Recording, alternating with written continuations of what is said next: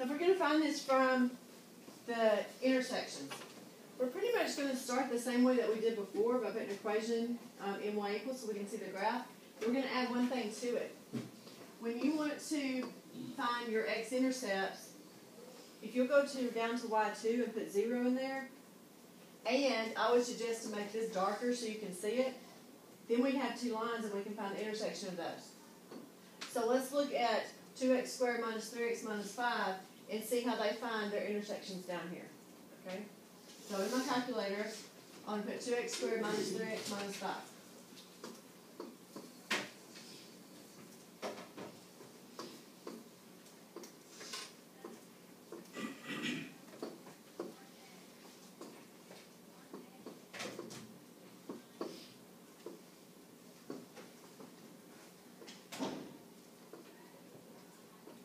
And under y2, you want to make sure you put 0.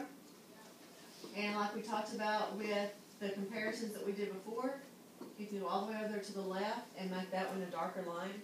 Because it's going to be the x-axis. And so if you don't make it darker, you're not going to see the difference. So that's what you should end up with. Anybody not see that on their graph?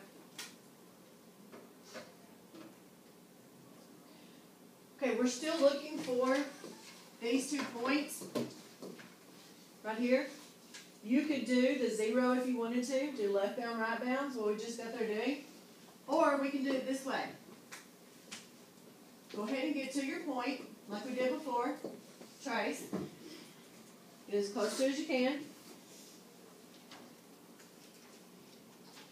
We're still going to go to second trace. But this time, instead of picking a 0, we want to pick intersect, like we did when we solved systems. Because we have two lines, and we know where that y equals 0 and our function cross.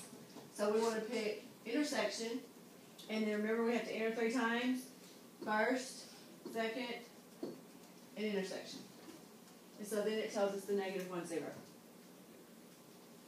If you have your y equals in there, this may be an easier way to find that, especially since we've used it before. Okay, we need to find the one that's up on the right also.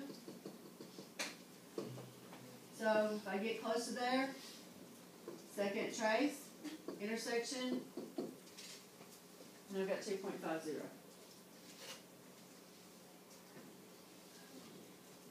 Okay, so that's another way to find our x-intercepts. If you're going to find this vertex down here, you still have to go second trace, minimum, left and right bound. Okay, you don't have a choice. Okay, another way we can find it on the calculator is from the table. So let's keep the equations in there just like you have, but go to second table.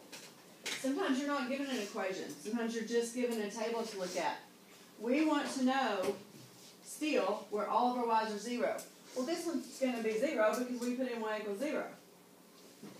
The table that you're given may have that, or it may not.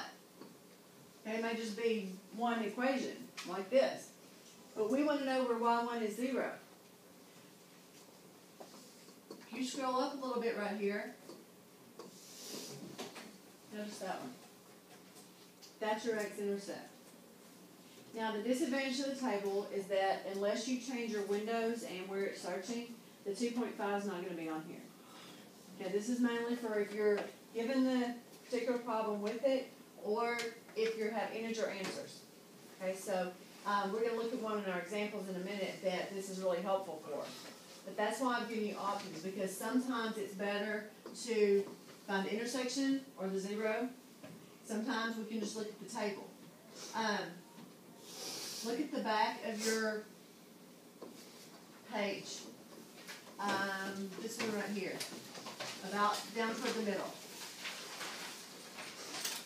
See where you're given this function? You may be given the function, or you may just be given this table. But when it says find the 0, or the root, or the solution, or the x-intercept from a table, then we want to look at it and find these two. And so then we could write that our zeros are negative 1, 0, 5, 0. And I want them written out. Don't just tell me negative 1, 5. Okay, I need to see the point, and put parentheses around it. We need to learn to write things correctly, not just to throw them up there.